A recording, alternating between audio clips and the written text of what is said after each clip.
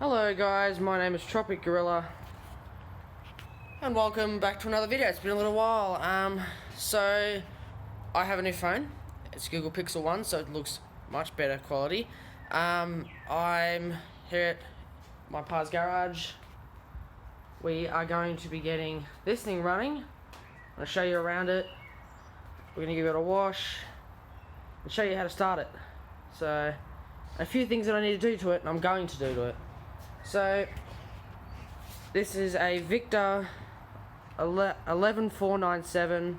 It's a 1996 model, I think it was. It's got a 3-speed with a reverse, H pattern shift, clutch, brake doesn't exist right now.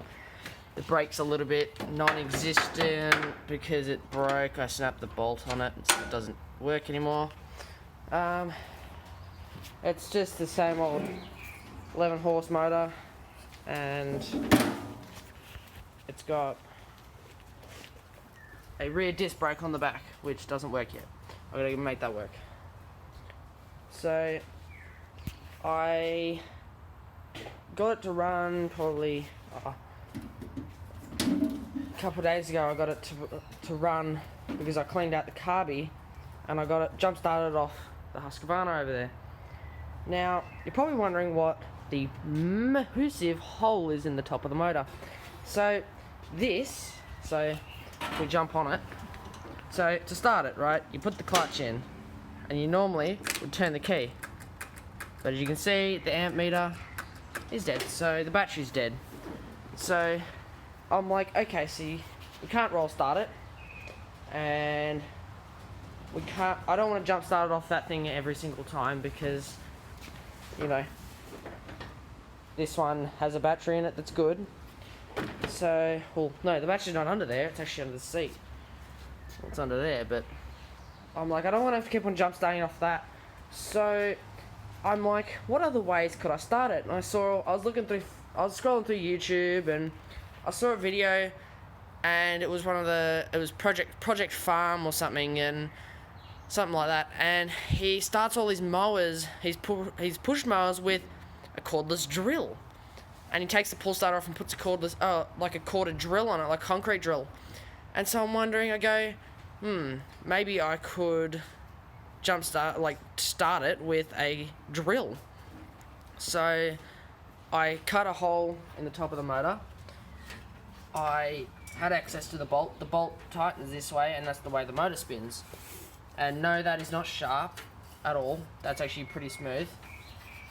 And so I cut the hole, and I got to fire it up using a concrete drill, which is why there is a concrete drill sitting over here.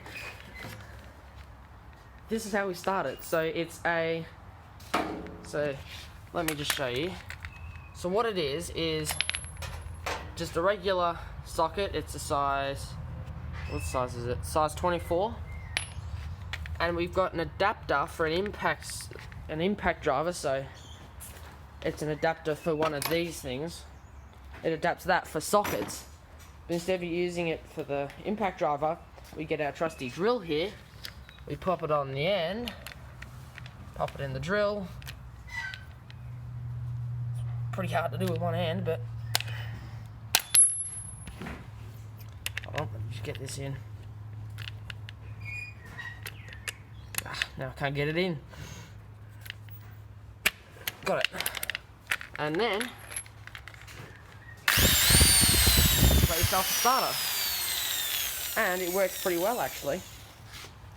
So pretty much what we're going to do is we're going to take this mower with no brakes. We're going to ride it down to the tap over there. We're going to wash it, do all that. It's pretty dirty.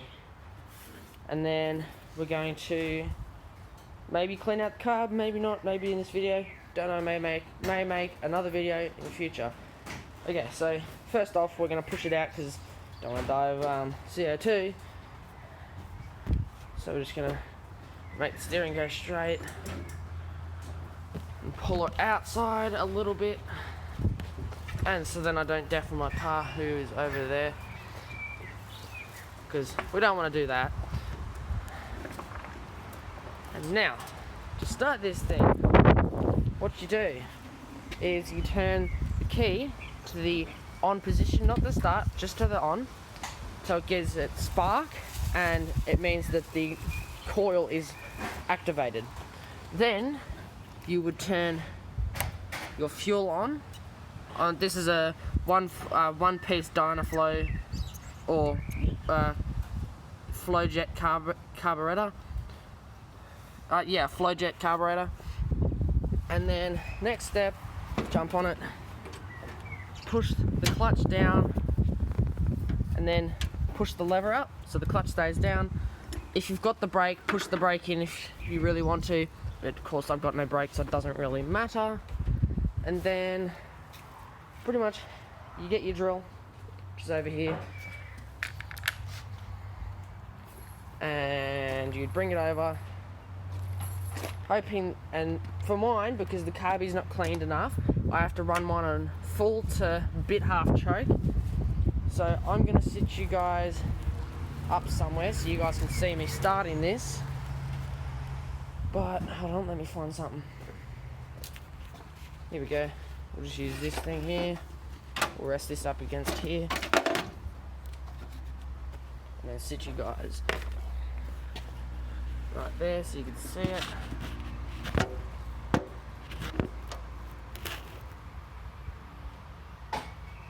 Okay, so you come over here, you grab your drill, and put earmuffs on just in case it backfires on me.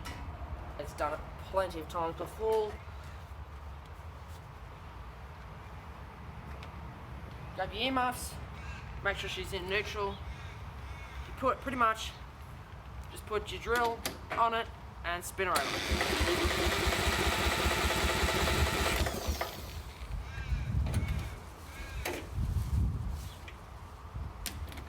And spin.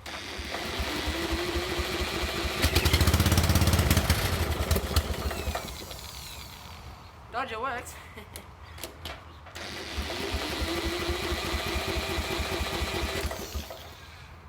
Okay, now this is gonna run. And also just in case you keep on trying, make sure you have time also to let your drill cool down, because you can sometimes overheat the drill. Yeah, so just make sure she's got enough fuel. Oops, she wasn't. Okay, that could explain it.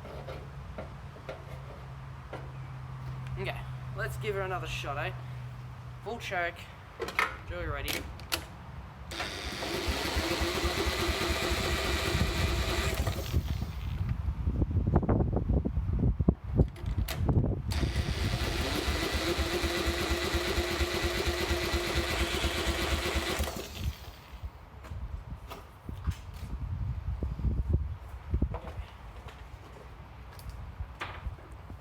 Now time to fiddle with things until it works.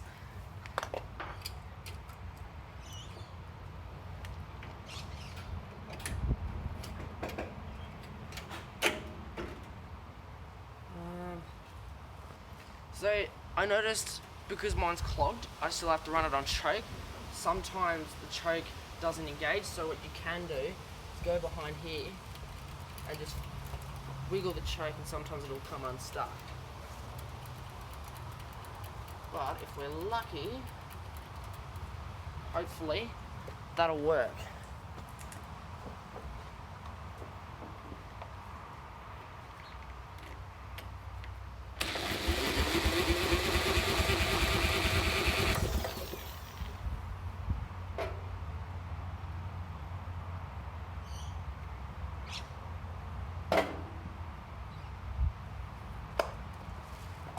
Okay. So, what I think it is by any chance my luck, it's out of fuel. So, because it's not getting fuel to the bowl, it keeps on bubbling up. So, take this off, go get some fuel maybe. Yeah, she's pretty much bone dry.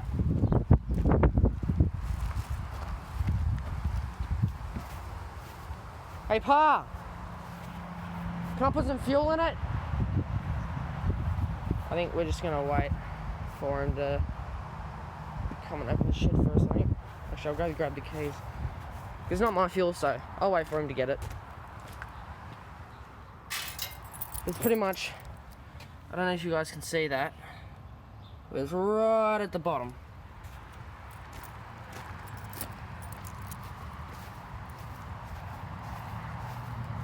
Hey Pa, can we put some fuel in it? Sorry? Can we put some fuel in it? You want to put some fuel in? Yeah. It's got none in it. That's why it won't start. Yep. It was running yesterday. It was running a couple of days ago. So I would have expected it to just have a little bit left in it.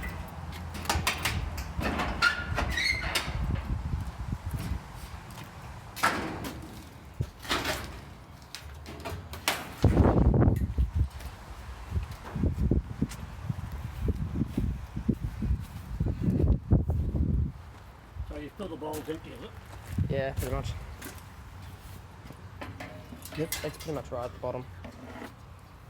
I fired up the first time and then Yeah. I reckon that's because I had whatever was left in the other day. Yeah. So what fuel's this? 94, isn't it? Just unleaded. Yeah. I don't know. I can't remember the grade. It'll probably be like something like 94. Because it's what you put in the Outlander, isn't it? It's what you put in the cars. Yeah, so it's probably 94 or something. There you go. Cool, thank you. So what we'll do is we'll just shake the fuel bowl around, the fuel filter around, just get that. Because look, the way it is, right, it's on an angle. It's actually on a slope down from the fuel can. So sometimes it doesn't pick it up, so you've just got to shake it around. Wait, just flick it back to idle, so it flicks that. Then back to full throttle with choke. And then, you can see, here's the governor. And when you go, that's off choke now. Oh, hold on. That's off choke. That's on choke. Off choke, run, idle, and this. So idle, half run,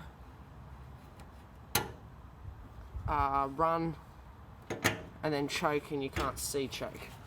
Okay, so gonna set you guys back up again, right here, and we're gonna give it another shot. We'll see if she'll fire up or not. Make sure the key's not sticking again. It was sticking the other week, and she didn't want to fire up, you know. She really didn't want to. Okay. Ear muffs to protect my ears. And got me drill. See if she'll fire up now.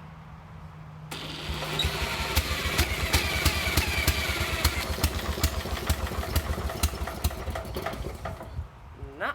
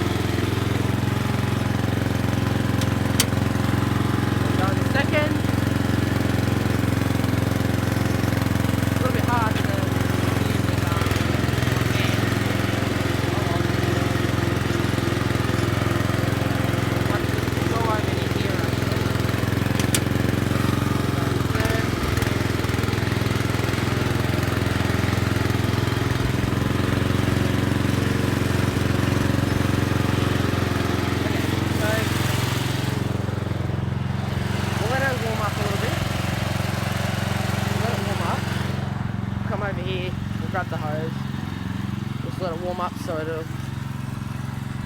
then all the grease and all that other crap will just melt off of it.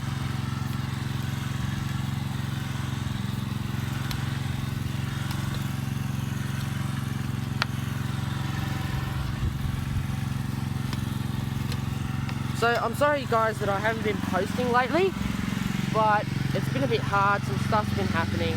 I haven't been able to get to doing videos because of it, but I do really want to start posting more and more videos instead of like I want to post more of these restoring ones more than all of the gaming ones.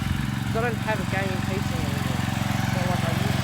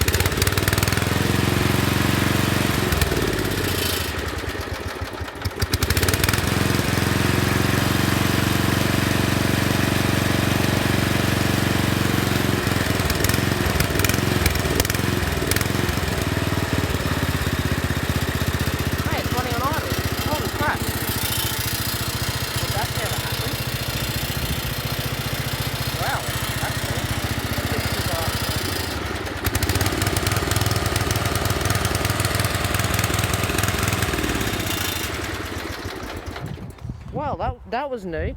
I haven't been able to get it to run on idle yet. So that's better than I've ever had it, pretty much. But you can see it, as soon as I go off choke or off half choke, she'll run for like 30 seconds and she'll die. And if I go any lower, mid-range, she just dies. So I'm pretty sure, I'm nearly 90% sure it's the carb that's not cleaned properly. We cleaned it with a bloody can of WD-40 and compressed air, so what do you expect? It's pretty good for that. It wouldn't run at all before we did that, actually. So I think it's pretty good for what we had at the time. Was alright. It probably wasn't the best idea to be using WD-40 on a carby, but me and my cousin Dylan, we couldn't care less. Like, it was either we get carb cleaner and pay money to fix it, or we just jerry rig it and use, what the hell?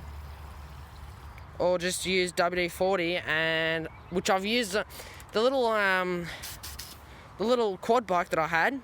That thing I cleaned the carby out like 8 times with WD-40, and I never had problems with it. I had problems with the old one, but I cleaned out the new one with WD-40, and it works like a treat. So, you know, I reckon. Look, I've never actually tried a can of carb cleaner, so I'm not gonna judge. But oh, that's steaming. Woo! Maybe I'll let it warm up too much. Oh well, I'll just try not to spare the motor yet. I've never used carb cleaner. I've used other things like I've used WD-40. I've used I think I've used like plastics cleaner or something, or someone you use on intakes. I've used, what else have I used? I've used a bunch of cleaners and like bolt freers and things like that. Things that are supposed to remove rust, not clean. Oh, that's steaming.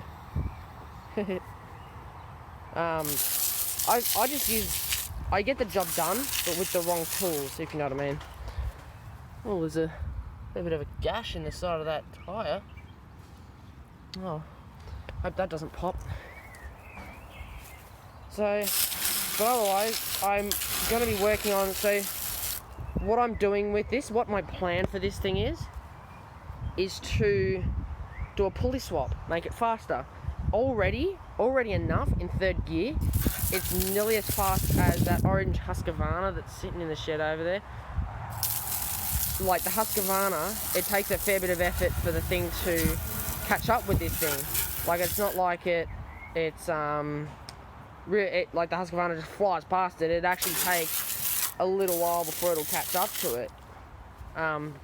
Because me and my cousin were riding around the other, me and him were riding the two a couple weeks back, and we were at, I put the Husqvarna in 6th, he was in 3rd, and this was when it barely ran right, and it was like popping and farting at the exhaust and backfiring and all that.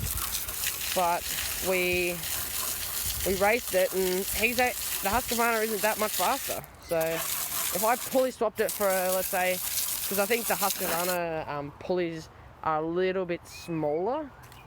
So if I went to a shop and bought or got a Husqvarna pulley that's a little bit smaller than the one that's on the rear now, because the rear one, I'll get down on my knees, the rear one's up there, and the front one I can't pull off. I've already tried, but if I get a smaller pulley, then hopefully I might be able to make this thing go faster and run harder. And I just need to fix the carby, which shouldn't be that hard, because all I need to do is clean the carb out again, make sure all of the orifices are smaller, or are clean, I mean, and it should run. Like, there's no reason why it shouldn't, unless it's got timings out of whack or something. So this is a 4-stroke. So yeah, but if anyone wanted to know, it's a 4-cycle Briggs & Stratton, Milwaukee, Wisconsin, USA, 11 horsepower. Oh crap, that's pretty high, at 3,600 RPM, and it's like 399 cc's. So also my pa used to do this entire block with this thing when I had the mowing deck on it. Of course, she rusted, and she used to have a handbrake looking thing here that was